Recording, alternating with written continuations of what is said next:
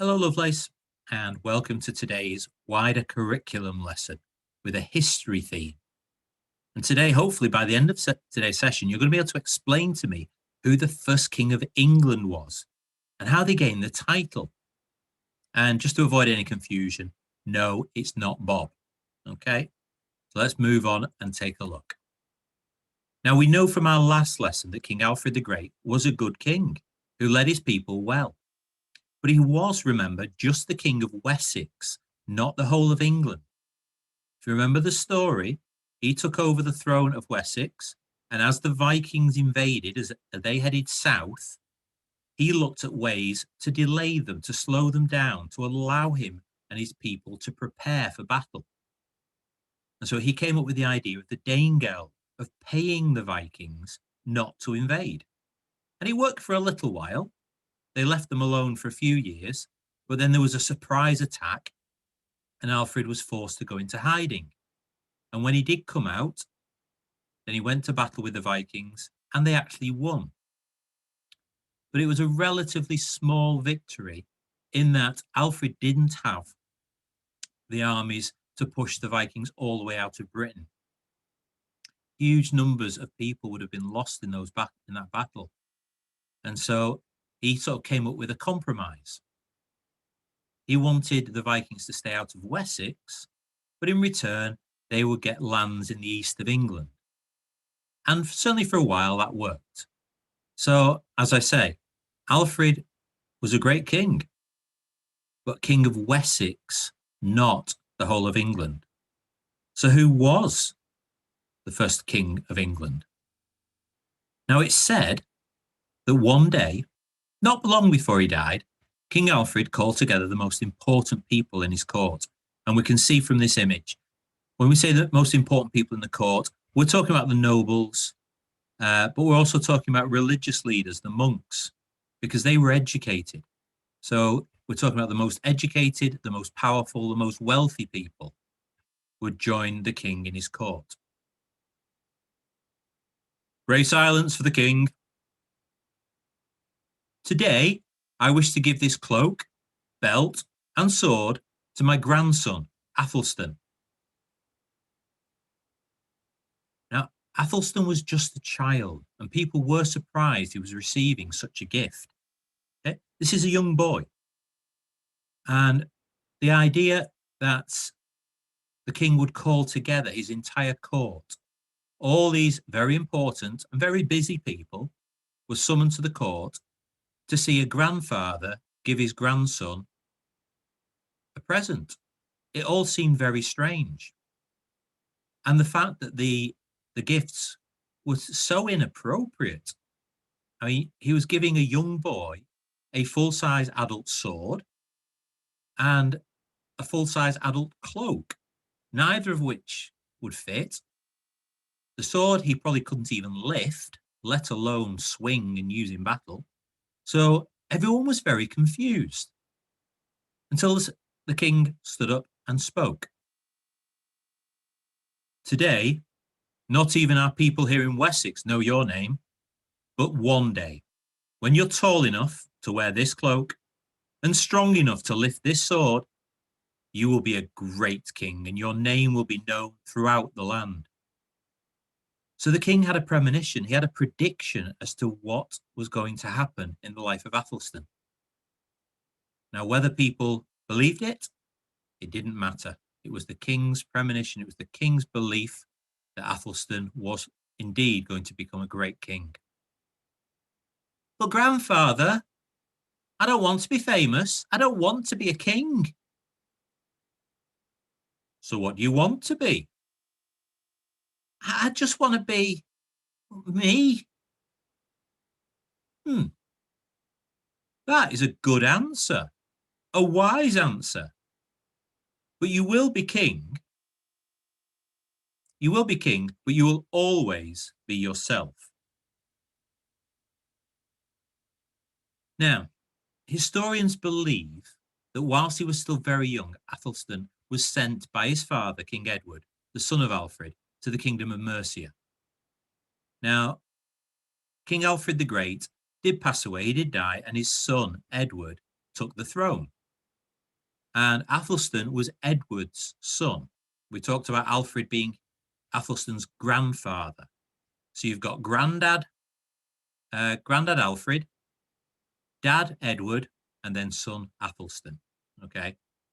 So, but whilst Edward was on the throne, he sent Athelstan away to the kingdom of Mercia. And if you think back to our Anglo-Saxon work, you'll remember that England was split up into a number of great kingdoms, one of them being Mercia, sort of in the middle of England.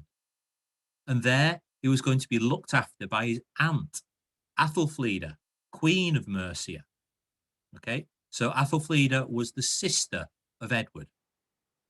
Now, Athelfleda was strong and determined. She built castles and fortresses and led armies against the Vikings. I mean, here's an artist impression, but you can clearly see that Athelfleda was no weak woman at all. She was as good, if not better, a warrior than many of the men around her. Okay, you can see her waving her sword and quite happily facing off against the Vikings. So this was a very, very strong, respected queen.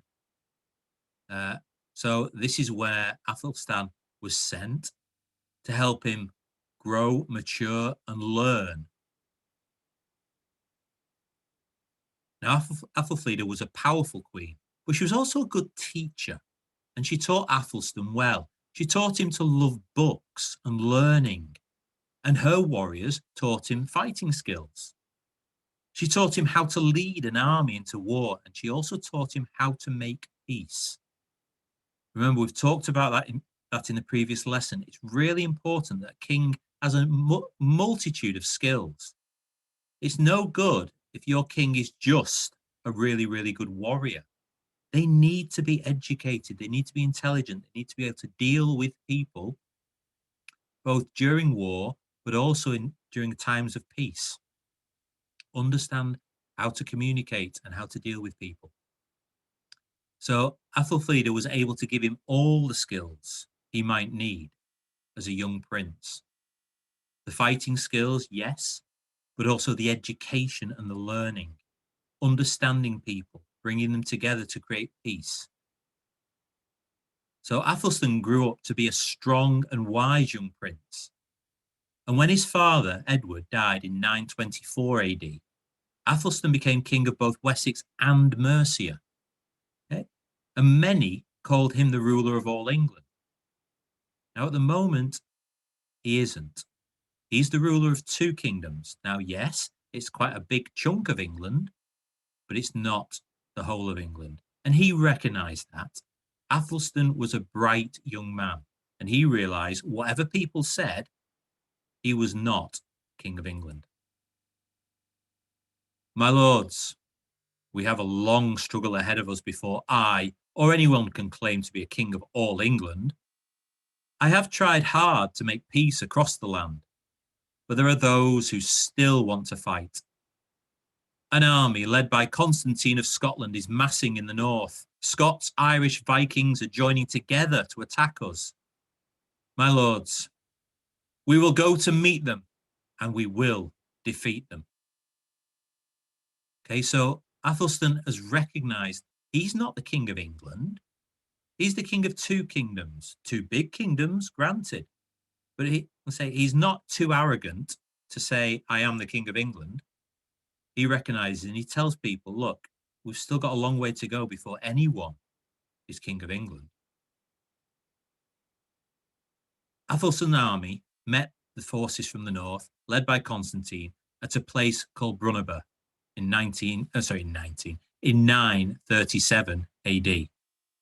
And again, this is just an artist's impression, but you can see the violence of these battles. They were not glamorous places to be. They were horrific, awful, awful places. Now, the battle lasted for 2 days, and at the end, Athelstan was victorious, but so many had died on both sides. We have won this battle. It is time to weave the peace. Okay, so he's recognized that they've won the battle, but he also recognizes the importance of getting people to sit down and agree to a peace so everyone can live together. Athelstan became a great king.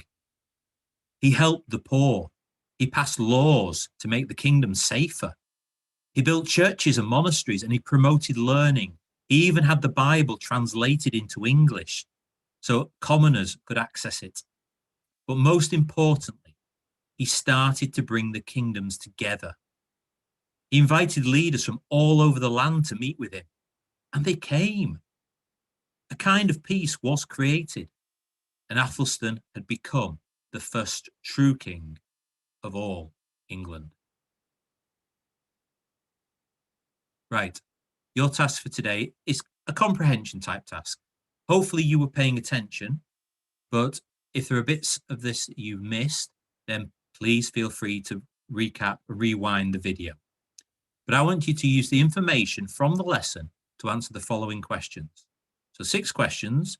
The first 5, just retrieval questions. Can you find that little bit of information? The last one, inference. A little bit more thinking is required and a bit more of a complete answer. Okay, so maybe a couple of sentences or more for the last one. For number 1, what relation was King Alfred to Athelstan? Okay. Number 2, what 3 items did Alfred give to Athelstan?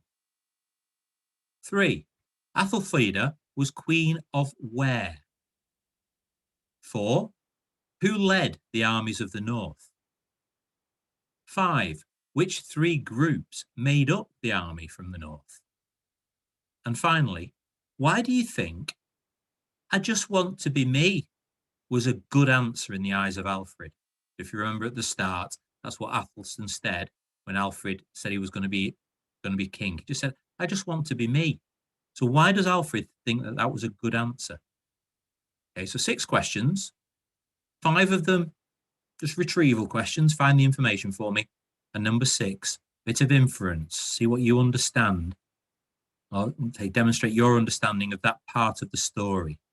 Okay, that's the end of today's lesson. Okay, take care of yourself and take care of all of those around you. Stay safe, and I will speak to you all very, very soon.